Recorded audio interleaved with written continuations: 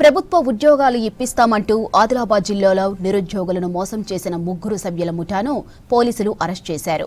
Government స్కూళ్లలో computer ఆపరేటర్లు, teacher ఉద్యోగాలు ఇప్పిస్తామని అమాయకులను నమ్మించినట్లు జిల్లా ఎస్పీ అఖిల్ మహాజన్ మీడియాకు వివరించారు. అనంత్ ఈ సొల్యూషన్, విద్యాదాస్ ఏజెన్సీల పేరుతో నిరుద్యోగుల నుంచి 5 కోట్ల మేర నిందితులు వసూలు చేసినట్లు ఎస్పీ చెప్పారు. ఇక జాబుల పేరుతో మోసాలు చేసే వారి పట్ల జాగ్రత్తగా ఉండాలన్న ఎస్పీ అఖిల్ మహాజన్తో అంజయ్య ఫేస్ టు ఫేస్. సర్కారు కొలువుల పేరుతో నిరుద్యోగులను ముంచిన ఘటన ఆదిలాబాద్ జిల్లాలో బయటపడింది. అయితే ఈ ఘటన వెనుక ఎవరున్నారు, ఎంతమందిని పోలీసులు అరెస్ట్ చేశారనే అంశంపై మనతో మాట్లాడడానికి ఎస్పీ అఖిల్ మహాజన్ ఉన్నారు. వారిని అడిగి తెలుసుకుందాం. సార్, ప్రధానంగా ఏదైతే నిరుద్యోగులను మోసం చేసిన ఘటనలో ఎవరెవరు ఉన్నారు, ఎట్లా జరిగింది? అంటే ఇప్పుడు ఈ కేసెస్లో దాదాపు మనం ఇది జట్టబిన మధు కిరణ్ ఒక పర్సన్ మన జిల్లా వచ్చి ఇక్కడ ఒక హోటల్లో ఉండి ఏజెంట్స్ ఏర్పాటు చేశారు. ప్రతి ఏజెంట్కి మీకు జాబ్ వస్తుంది. విద్యాంజలి 2.0 దాని కింద మనం ఒక ఎన్జిఓ ఏర్పాటు చేస్తున్నాం. మనకి సెంటర్ నుంచి ఫండ్ వస్తుంది. ఆ ఫండ్ నుంచి మీకు సాలరీ వస్తుంది. మీకు స్వీపర్ జాబ్ లేకపోతే టీచర్ జాబ్ అట్లా ప్రతి ఒక్కరి నుంచి 1 to 2 lakhs ఇతను వసూలు చేయడం జరిగింది. దాదాపు 350 విక్టిమ్స్ మనం మొత్తం స్టేట్లో ఐడెంటిఫై చేయడం జరిగింది. ఇప్పుడు ఇతనికి నిన్న పట్టుకొని మనం ఇప్పుడు జైలు పంపిస్తాము. అంటే ప్రధానంగా ఎవరైతే బాధితులు ఎక్కడ ఫిర్యాదు చేశారు, ఎంతమంది ఉన్నారు? అంటే మన జిల్లాలో దాదాపు I think 7 to 10 cases already నమోదైనాయి లాస్ట్ 4-5 months నుంచి. ఈ 4-5 months నుంచి ఇతను వెనుక టీం తిరుగుతుంది.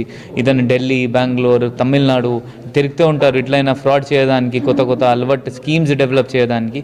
ఇంతకుముందు కూడా ఇతను జైలు పోయి ఉన్నారు. మళ్ళీ ఇప్పుడు మహబూబాబాద్లో కూడా ఒక కేసు ఇతని పైన తెలిసింది. దట్ లాస్ట్ ఇయర్ అతని పైన ఈ కేసు అయింది. సో ఇప్పుడు అరెస్ట్ చేసి వాళ్ళకు కూడా ఇన్ఫర్మేషన్ ఇస్తాము.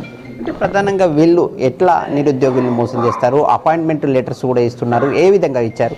అంటే వాళ్ళకి లెటర్ ఇచ్చారు, అపాయింట్మెంట్ లెటర్, దట్ మీరు రిక్రూట్ అయ్యారు, మీకు శాలరీ అనంత్ సొల్యూషన్ నుంచి శాలరీ కూడా వస్తుంది. ఆ 3 months వాళ్ళు పని చేశారు ఆ స్కూల్లో పోయి. ఆ 3 months శాలరీ రాకపోవడం వల్ల వాళ్ళు బయట వచ్చింది, వాళ్ళకి శాలరీ రాలేదు.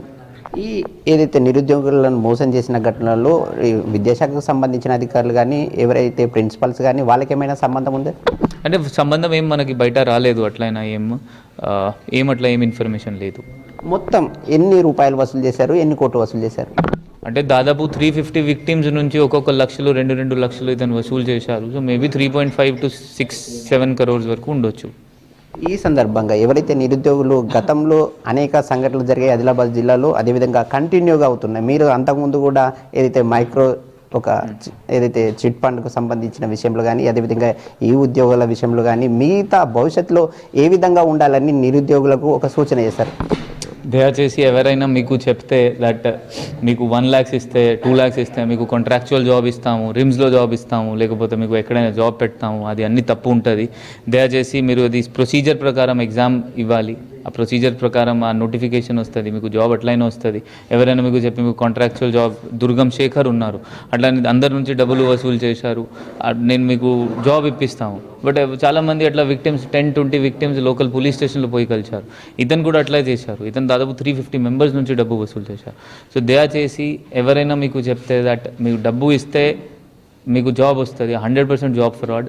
మీరు వాళ్ళకి తొందరగా వాళ్ళకి పోలీస్ స్టేషన్ ఇన్ఫర్మేషన్ చేస్తే మనం వెరిఫై చేస్తాము, కేసు నమోదు చేస్తాము. ఆ ర్యాకెట్ ఏమైనా నడుస్తుంది అక్కడే ఆగిపోతుంది. సో దట్ ఇంకా విక్టిమ్స్ తయారు కాదు. ఇంకా ఇట్లాంటి ఎవరైతే నిరుద్యోగుల్ని మోసం చేసే ఫిర్యాదులు ఏమైనా ఉన్నాయా, ఉంటే వాళ్ళపై ఏ విధమైన చర్యలు చేపడతారు? సేమ్ మనం అంటే ఎఫ్ఐఆర్ చేస్తాము, కేసు రిజిస్టర్ చేస్తాము, జైలు పంపిస్తాము. పెద్ద ఫ్రాడ్ ఉంటే పీడీ యాక్ట్ పెడతాము.